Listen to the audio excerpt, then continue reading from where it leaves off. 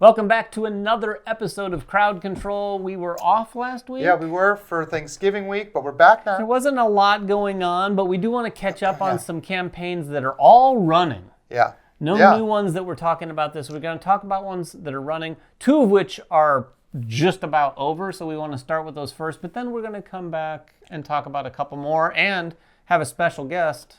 Yeah, but before we get into any of that, though, I do want to do a little bit of a reflection. We had talked about Nemesis Retaliation, and we said it was probably going to be their biggest one.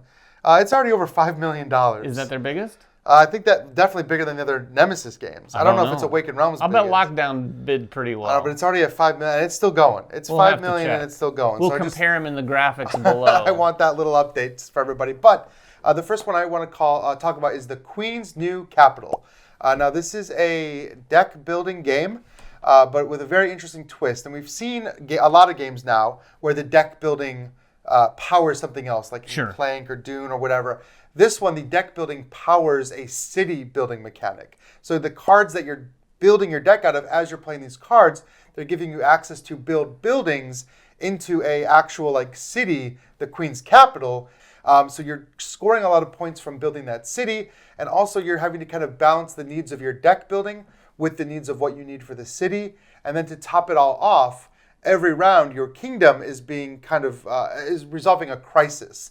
And this is a crisis that is affecting every player at the table, and you need to deal with the crisis, but you're going to get rewarded based on how well you deal with the crisis as long as that crisis is resolved. So this is that situation where, again, you're balancing your needs versus the needs of the group as a whole, kind of looking on the table and saying, well, is anybody else going to contribute to this crisis? Because I don't want to be the only one and then spend all this time and effort fighting off this crisis only to have it fail anyway. And I do think the game is quite striking. He said it was inspired by like old stop motion animation, and this is like a fantasy world where we have all of these like animals come to life, like anthropomorphic creatures. He does say, and I will say, like before you say in the comments, he is using AR as part of the process. I don't really know all of that, but it doesn't sound like in the finished project. Well, it's like a combination of AI drawing and just kind of combining it all into one thing. So, you know, that's a personal thing. But to me, it just looks very cool. I like the theme of the game a lot. And I've not seen a deck building plus city building style kind of game yet. So that's it's interesting. I'd like to see, I mean, I'm all for deck builders combined with something else. What I want to see a deck builder that feeds another deck builder. That's what I want to see. It's too much. I bet someone's gonna come I bet there's a designer watching right now and they're going, Eureka. It's a Eureka moment. All right, I've got something that's not a deck builder, and I actually have it in my hot little hands. This one is ending, depending on when you see this video, it's ending in like in the next couple days. It's called Colossi, and this is a small campaign from a new publisher with a basic 3-location battler. 2 players battle across 3 locations, although there may be more locations that come out, but you're always just going to have 3 in front of you. It has some cool hooks. So think of games like, well, you know, a game like Marvel Snap or a game like Land, Sea, and Air. Is Land, Sea, and Air the name of it? Yep. But you put these locations out, and then each of the locations have something going on, obviously, some rule, what's happening in them. And then each of those get a random item too, and the item is something that you can acquire from that location. But during your turn, you're always just going to have like 3 cards in your hand from your deck. Each player has a distinct deck. And then on your turn, you're going to be, during the first part of the game, playing cards face down at one of the 3 locations. You play 1 card face down at a location, then it's the other player's turn. This is going to continue until someone looks down and goes, oh, there's at least 8 cards at one of the locations. You could still play a card at that location even, or another, or at that point, either player on their turn has the option to go, you know what, let's resolve a skirmish at this location. That's the fun part. As long as it has 8 cards. Now this is the cool twist. Those cards that you've played face down, you're obviously getting into the other player's mind. We're like, oh man, he's got a ton of cards there and this and that. You take all of those cards from that location back into your hand, and you're going to have those 3 cards that you also have. So there might be some strategy of holding on to some of those cards. Oh, sure, for sure. So that you have them for no matter what location. And then you're basically resolving that skirmish, playing 1 card at a time face up, doing different things to try to effectively have the most power at that location, which is basically the upper left hand of each card has power in it. The other thing you could do is you can discard some amount of cards potentially to acquire the item that's there, and the items are oftentimes one-time use things that might help that skirmish, or even an ongoing thing that helps that skirmish.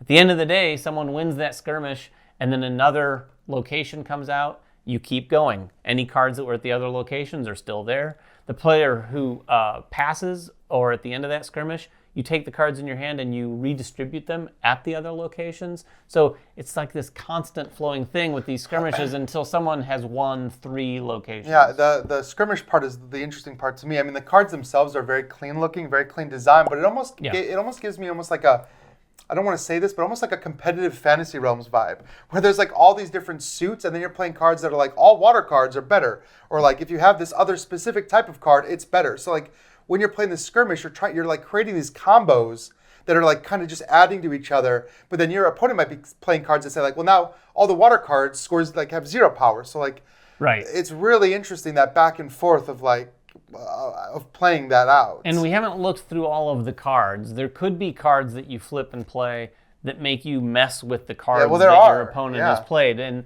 there's relationships between the things. Like if you've played water and electricity, they kind of benefit each other. But if you've played water and fire, they weaken each other. So someone could play maybe water on your fire cards that lower your power on your side. It's definitely not the same kind of game. But then just get that vibe from reading the cards. Like you're like, ooh, if only if I can get a couple fire cards, and like it's just a cool kind of thing. Yeah, and be sure to check it out. We don't cover a lot of smaller campaigns, but this is clearly something I think, as of time of recording this, they're just shy of their funding goal, and I know he would love to get there. This is a worthwhile game from a small little publisher, so be sure to check it out.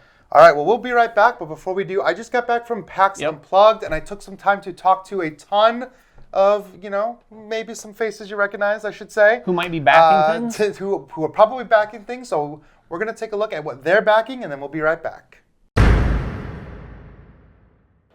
I'm here on the floor at PAX U right now just to find out what people have been backing on crowdfunding. So let's grab a few random people, and let's see what they've been backing.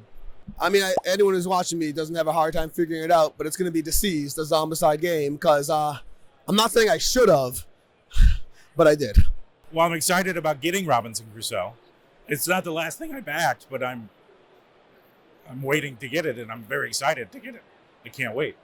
I'm patiently waiting. Probably the latest supplement to the One Ring 2nd edition role-playing game. I love Tolkien. I can't wait to start a big campaign in the One Ring system. I am finally excited that I got some kind of notice that 7 Citadel is happening. Years later, I mean, my son was in elementary school. I've changed my whole way of thinking in life. It is finally happening. 7 Citadel is shipping in 2024. Hopefully. The last game I backed is Charcuterie by Third World Studios. The last thing I backed on crowdfunding was the new Shadows of Brimstone stuff. That's the last thing I backed on crowdfunding. I backed Our Family Plays Games Kickstarter. I backed Puppy Pile from Thing 12 Games. Everyone loves puppies. Milkman on Kickstarter. Excuse me, sir. Can you? Yes? Can you tell me what you've been backing on crowdfunding? The last thing was Final Girl Season 3. Spiritfire. Oh, I backed a board game Butler. It's the awesomest thing to hold all your cards and do different things. It's pretty cool. And, of course, I did Call of Duty from Arcane Wonders. You gotta love it. First-person shooter. Can't wait till that comes out. Charcuterie the board game by Third World Studios.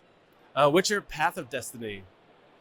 Hey, I'm Jeff Kornberg from the Dragon's Tomb, and the last thing I backed on crowdfunding was this great broom and mop board game that you can actually mop the floor with. And it's been keeping things really, really clean and fun. Oh, man, I've done thousands of games. The last thing I crowdfunded was actually Charcuterie. So, by some designer that I don't know. Whitney Logan. So. And we're back. It's good to have you back at the table, Ryan. We have 2 more to talk about. These ones, I think, have a little bit more time. The first one is called Stacked. And you may have seen this one. This one has kind of come up. It's been maybe on the front page of Kickstarter. Maybe I've seen it in my Facebook feed. Oh, for sure, because it has got that some table presence. It definitely has table presence. So there's been people sort of that word of mouth sharing it, and it's doing pretty well already. But this is an abstract game called Stacked, and then they, I think, have Stacked Elite, which is basically a more advanced version of the game. And you get all these weird shapes, and you're literally building the board with all the players at the table at first, the ground level. And then on your turn, you're adding one of those shapes to the board, and they kind of like, they don't fit with each other, but they're shaped such that you can position them, and you have to position them just so, because you can't take the same shape and put it on top of the same shape. Right. You have to kind of like have it supported by two different shapes. Then there's rules where like, oh, if this shape is supporting this type of shape, it can't support another of that type of shape. And you're all building, taking your turns, adding to this all the while. And so you could play such that it's like good for you, but it also makes it really hard for the next player to play a shape. Yeah, is to be the only one playing shapes. Exactly.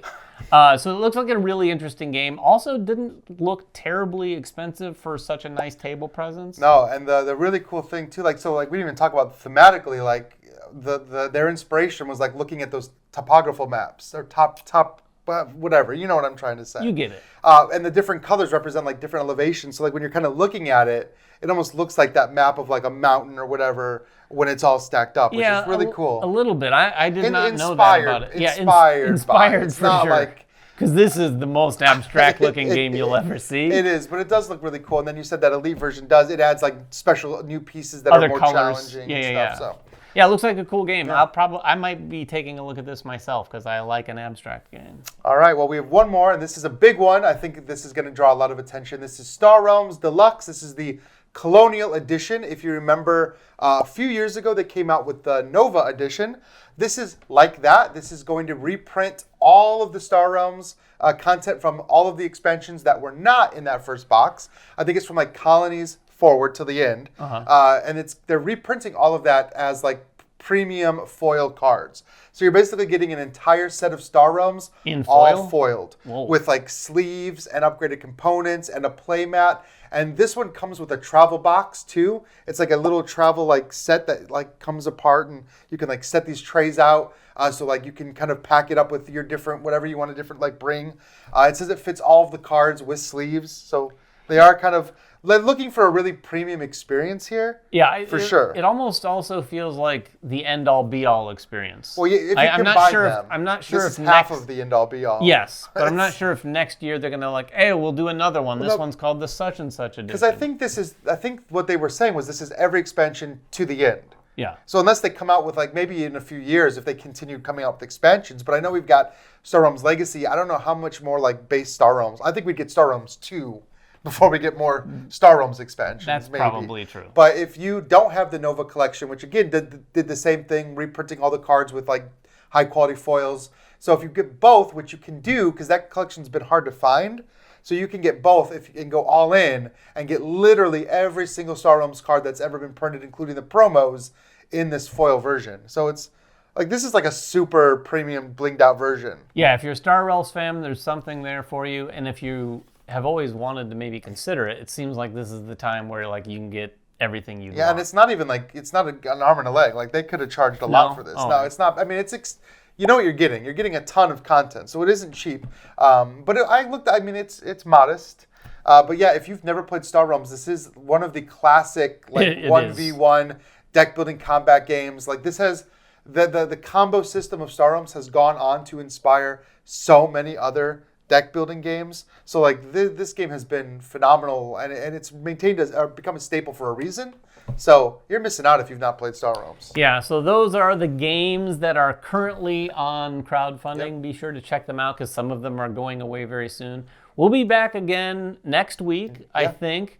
From here on out, between now and the end of the year, you might see us take the latter part of December off because there's not going to be a lot going on in crowdfunding. Usually not a lot around the holiday time. But I do know of a few campaigns that are launching in the next few weeks. We'll probably have content on the channel, but we'll be back here with some more crowd control to go over some of those as well. Until next time, make sure everyone has fun at the table, and we'll see you then.